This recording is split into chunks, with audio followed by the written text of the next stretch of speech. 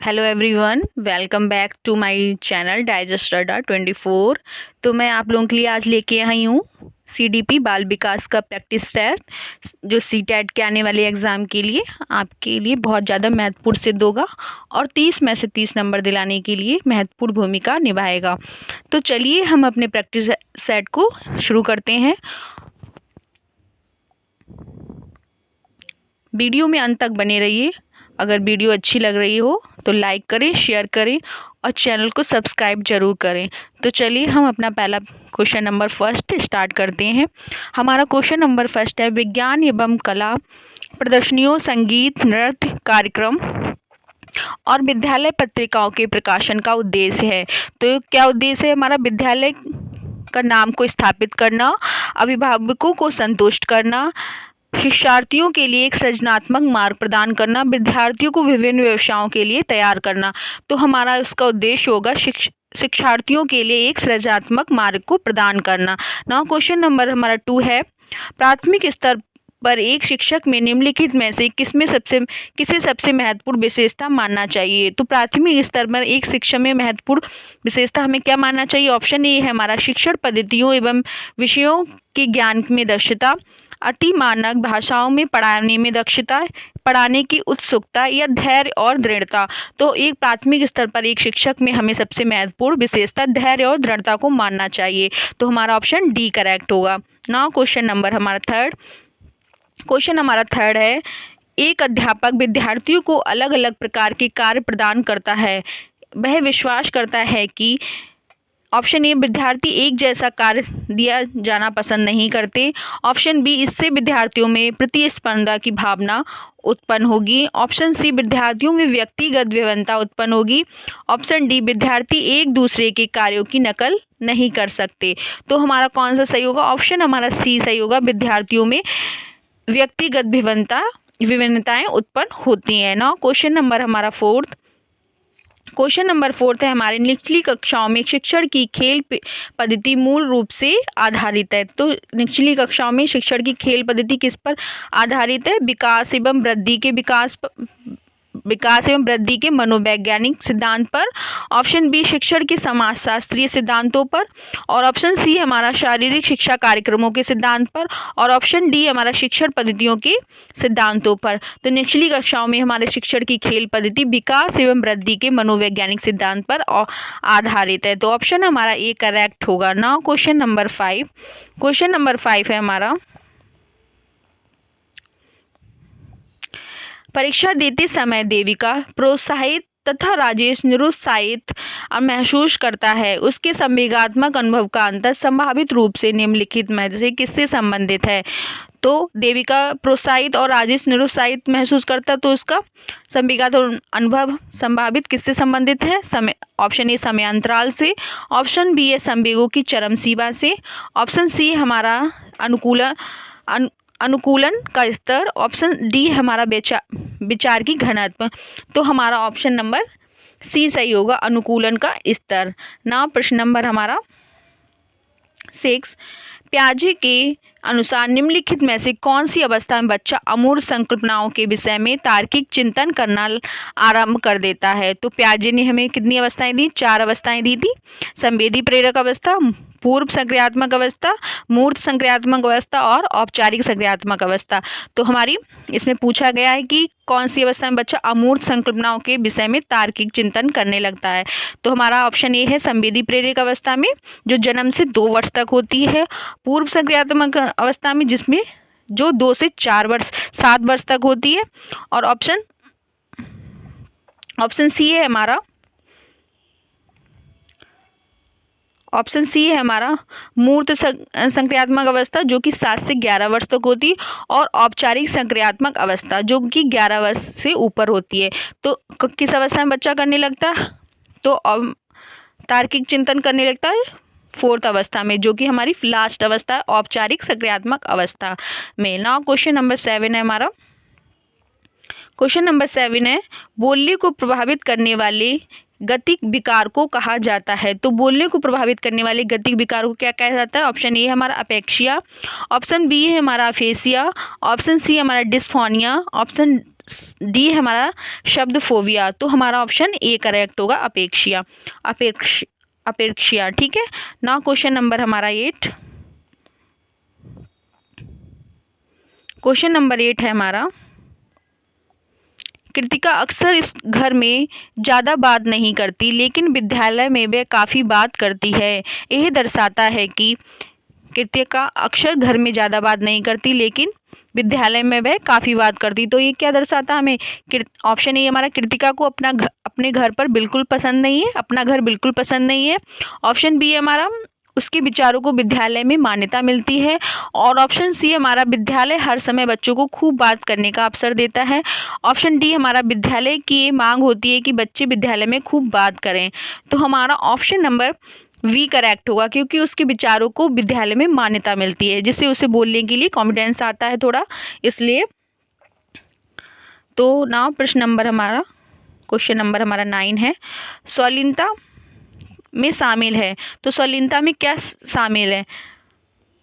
चाक्षुष विकलांगता, option A हमारा। Option B हमारा, अति संक्रमिता।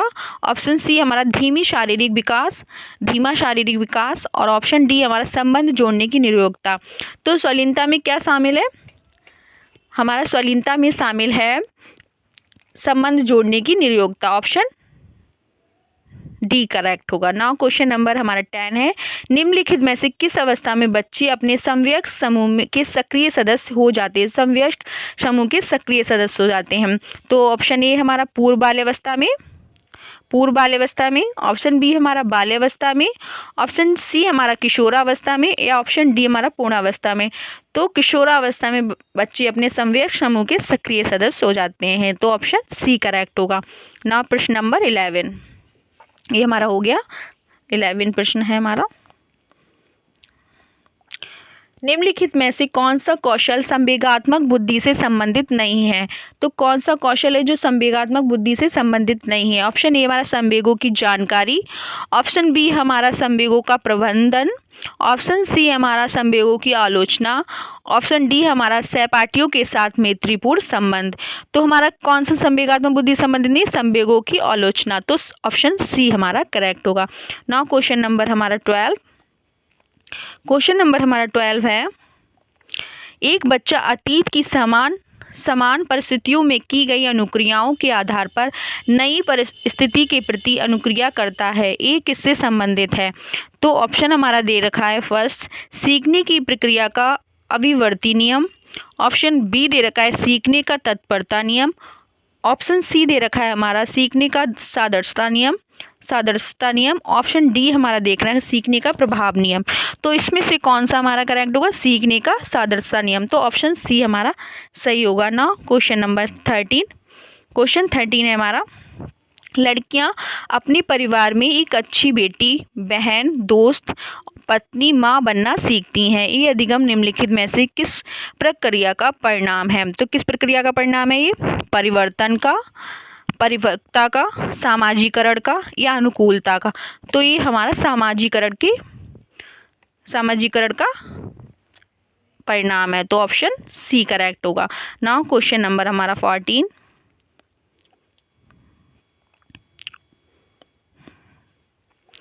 विशेष अवस्था वाले बच्चों को शिक्षा उपलब्ध कराई जानी चाहिए। तो विशेष अवस्था वाले बच्चों को कहाँ शिक्षा उपलब्ध करानी चाहिए? ऑप्शन ए हमारा, विशेष विद्यालयों में। ऑप्शन बी, विशेष विद्यालयों में विशेष शिक्षकों द्वारा। ऑप्शन सी हमारा, अन्य सामान्य बच्चों के साथ। ऑप्शन डी हमारा, विशेष विद्यालयों में विशेष बच्चों के लिए विकसित पद्धतियों द्वारा। तो हमारा ऑप्शन नंबर कौन सा सही होगा? ऑप्शन नंबर हमारा सी सही होगा, अन्य सामान्य बच्चों के साथ। तो ऑप्शन सी सही होगा हमारा, अन्य सामान्य बच्चों के साथ। नाउ क्वेश्चन नंबर हमारा 15। क्वेश्चन नंबर 16 हमारा, सीखी हुई व्यवस्था एक स्थिति होती है जिसमें ऑप्शन ए, विद्यार्थी सोचते हैं कि भूतकाल में बार बार अनुत्तीर्ण रहने के कारण भी अनुत्तीर्ण हो जाएंगे। ऑप्शन बी है, शिक्षक महसूस करते हैं कि सीखने में छात्रों की सहायता करने में भी असहाय हैं। ऑप्शन सी है, ये समस्या प्रतिभावान बच्चों से संबंधित है जो अपने अधिगम में पूर्ण व्याप्ति का अनुभव करते हैं। और ऑप्शन डी हमारा, समाज के विद्वान लोग लोकतांत्रिक राजनीति में असहाय महसूस करते हैं। तो हमारा ऑप्शन कौन सा सही होगा? ए सही होगा, विद्यार्थी सोचते हैं कि भूतकाल में बार बार अनुत्तीर्ण रहने के कारण भी अनुत्तीर्ण हो जाएंगे। नाउ क्वेश्चन नंबर 16 है हमारा, प्रतिभाशाली होने का संकेत नहीं है। तो इनमें से कौन सा प्रतिभाशाली होने का संकेत नहीं है? नाउ प्रश्न नंबर ए हमारा अभिव्यक्ति में नवीनता, ऑप्शन बी है जिज्ञासा, और ऑप्शन सी हमारा सृजनात्मक विचार, ऑप्शन डी हमारा दूसरों के साथ झगड़ा। तो प्रतिभाशाली होने का संकेत नहीं है दूसरों के साथ झगड़ा, तो ऑप्शन डी हमारा करेक्ट होगा। Now question number 17, question number 17 है हमारा, सिद्धांत के रूप में रचनावाद, ऑप्शन ए अनुकरण की भूमिका पर केंद्रित है, ऑप्शन बी हमारा शिक्षार्थी की संसार के प्रति अपने दृष्टि को निर्मित करने की भूमिका पर बल देता है, सूचना को याद रखने और पुनः स्मरण के माध्यम से जांच करने पर बल देता है, ऑप्शन डी शिक्षक की मुख्य भूमिका पर बल देता है। तो सिद्धांत के रूप में रचनावाद किस पर बल देता है? वी शिक्षार्थियों की संसार के प्रति अपने दृष्टि को निर्मित करने की भूमिका पर बल देता है, तो ऑप्शन बी करेक्ट होगा। ना क्वेश्चन नंबर हमारा 18, क्वेश्चन नंबर 18 है हमारा, निम्नलिखित में से कौन सी कथन को सीखने की प्रक्रिया की विशेषता नहीं मानना चाहिए? तो निम्नलिखित में से किस कथन को हमें सीखने की प्रक्रिया की विशेषता नहीं मानना चाहिए? सीखना, ऑप्शन ए सीखना लक्ष्योन्मुखी होता है, अनधिगम भी सीखने की प्रक्रिया है, शैक्षिक संस्थान की एकमात्र स्थान है जहां अधिगम प्राप्त होता है, सीखना एक व्यापक प्रक्रिया है। तो इसमें से कौन सा एक विशेषता नहीं है? तो हमारा ऑप्शन सी होगा, क्योंकि जरूरी नहीं कि हम एक संस्थान हो वहीं पर सीख सकते हैं, अधिगम है तो हम ज्ञान कहीं से भी प्राप्त कर सकते हैं। तो ऑप्शन नंबर 19 हम अब क्वेश्चन नंबर 19, पहले से सीखे गए कौशलों को नए कौशलों के एक समान तत्वों की उपस्थिति का परिणाम होता है। तो सीखे गए कौशलों और नए कौशलों के एक समान तत्वों की उपस्थिति का परिणाम क्या होता है? नकारात्मक स्थानांतरण, ऑप्शन बी सकारात्मक स्थानांतरण, ऑप्शन सी है हमारा सामान्यीकृत स्थानांतरण, ऑप्शन डी हमारा शून्य स्थानांतरण। तो हमारा कौन सा सही होगा? सामान्यीकृत स्थानांतरण, तो ऑप्शन सी करेक्ट होगा। Now question number 20, question number हमारा 20 है,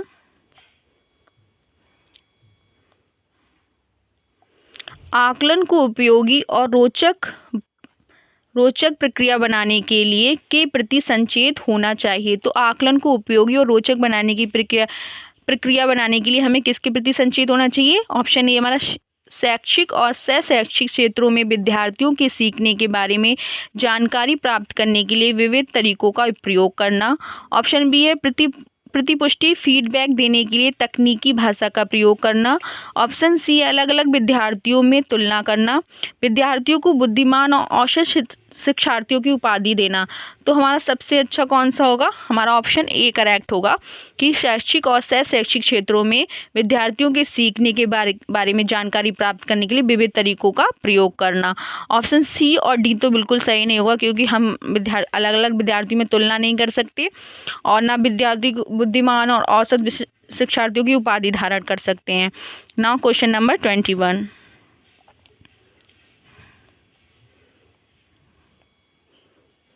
क्वेश्चन नंबर 21 में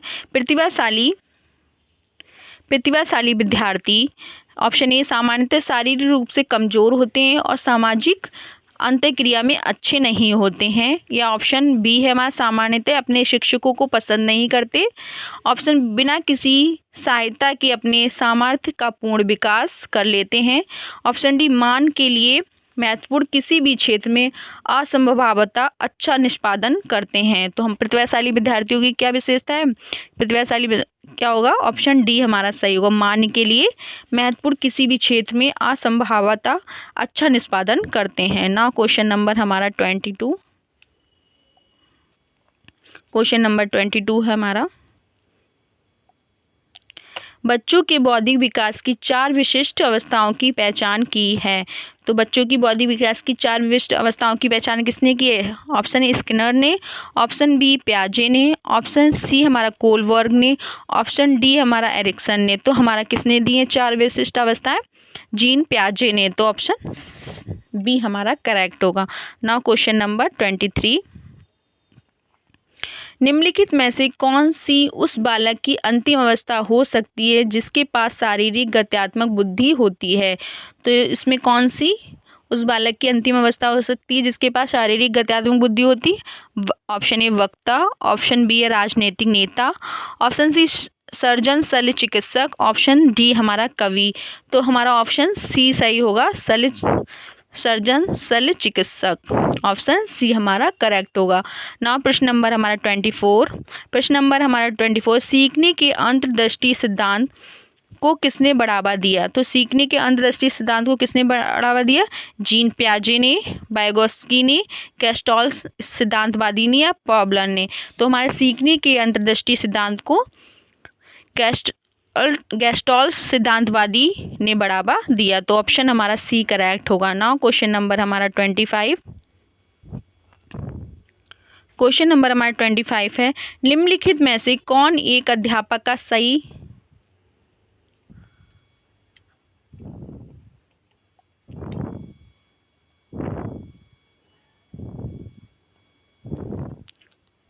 निम्नलिखित में से कौन एक अध्यापक का सही तरीका होता है जो अपने विद्यार्थियों की त्रुटियों को दूर करना चाहता है? तो इनमें से कौन सा एक अच्छा तरीका है जो विद्यार्थियों की अपनी त्रुटियों को दूर करना चाहता है? ऑप्शन ए, उसे अपने विद्यार्थियों के प्रति प्रत्येक त्रुटि को दूर करना चाहिए, बेशक इसके लिए विद्यार्थियों में देर तक रहना पड़े, विद्यालय में देर तक रहना पड़े। ऑप्शन 2 है, उन्हें अधिक होने वाली त्रुटियों की अपेक्षा कम होने वाली त्रुटियों को दूर करना चाहिए। ऑप्शन सी है, उन्हें उन त्रुटियों को दूर करना चाहिए जो सामान्य अर्थ और समझ में बाधा उत्पन्न करते हैं। ऑप्शन डी है हमारा यदि बच्चे परेशान होते तो त्रुटियों को दूर नहीं करना चाहिए। तो हमारा कौन सा अच्छा उपाय होगा? हमारा ऑप्शन नंबर सी सही होगा, उन्हें उन त्रुटियों को दूर करना चाहिए जो सामान्य अर्थ और समझ में बाधा उत्पन्न करती हैं। तो ऑप्शन हमारा सी करेक्ट होगा 25 का। नाउ क्वेश्चन नंबर हमारा 26, क्वेश्चन नंबर हमारा 26 है, निम्नलिखित में से कौन सा बुद्धिमान बच्चे का लक्षण नहीं है? तो इनमें से कौन सा बुद्धिमान बच्चे का लक्षण नहीं है? वह जो अमूर्त रूप से सोचता रहता है। ऑप्शन बी, वह जो नए परिवेश में स्वयं को समायोजित कर लेता है। ऑप्शन सी, वह जो लंबे निबंधों को बहुत जल्दी रटने की क्षमता रखता है। तो वह जो प्रभावपूर्ण एवं उचित तरीके से संप्रेषण करने की क्षमता रखता है। तो हमसे क्या पूछा? नहीं है, कौन सा लक्षण बुद्धिमान बच्चे का नहीं है? तो हमारा ऑप्शन सी सही होगा कि वह लंबे निबंधों को बहुत जल्दी रटने की क्षमता रटना कोई अच्छा लक्षण नहीं है, कोई अच्छी विशेषता नहीं है, समझना और उसको। नाउ क्वेश्चन नंबर हमारा 27, क्वेश्चन नंबर 27 में सामाजिकरण में सांस्कृतिक स्थानांतरण शामिल है और यह क्या है? ऑप्शन ए हमारा विद्रोह को निरुत्साहित करता है। ऑप्शन बी हमारा व्यक्तिगत व्यक्तित्व का विकास करता है। ऑप्शन सी हमारा बच्चों को स्तर के अनुसार रखता है। ऑप्शन डी है संवेगात्मक सहायता प्रदान करता है। तो सामाजिकरण में सांस्कृतिक स्थानांतरण शामिल, ये क्या है? हमारा ऑप्शन नंबर वी करेक्ट होगा, व्यक्तिगत व्यक्तित्व का विकास करता है। नाउ क्वेश्चन नंबर हमारा 28 हमारा क्वेश्चन, वह अवस्था जब बच्चा तार्किक रूप से वस्तुओं व घटनाओं के विषय में चिंतन प्रारंभ करता है। तो वह अवस्था कौन सी? जब बच्चा तार्किक रूप से वस्तुओं व घटनाओं के विषय में चिंतन आरंभ करता है। ऑप्शन ए पूर्व सक्रियात्मक अवस्था, ऑप्शन बी मूर्त सक्रियात्मक अवस्था, ऑप्शन सी हमारा संवेदी प्रेरक अवस्था, ऑप्शन डी औपचारिक सक्रियात्मक अवस्था। तो वह कौन सी अवस्था है? पूर्व सक्रियात्मक अवस्था। तो ऑप्शन हमारा ए करेक्ट होगा, पूर्व सक्रियात्मक अवस्था। Now question number 28, question number 28 है हमारा, अवधारणाओं का विकास मुख्य रूप से निम्नलिखित में से किसका हिस्सा है? तो अवधारणाओं का विकास निम्नलिखित में से किसका हिस्सा है? ऑप्शन ए संवेगात्मक विकास का, ऑप्शन बी हमारा बौद्धिक विकास का, ऑप्शन सी हमारा शारीरिक विकास का और ऑप्शन डी हमारा सामाजिक विकास का। तो अवधारणा का विकास मुख्य रूप से निम्नलिखित में से किसका हिस्सा है? हमारा संवेगात्मक विकास का। तो ऑप्शन हमारा ए करेक्ट होगा, संवेगात्मक विकास का। नाउ क्वेश्चन नंबर हमारा 30,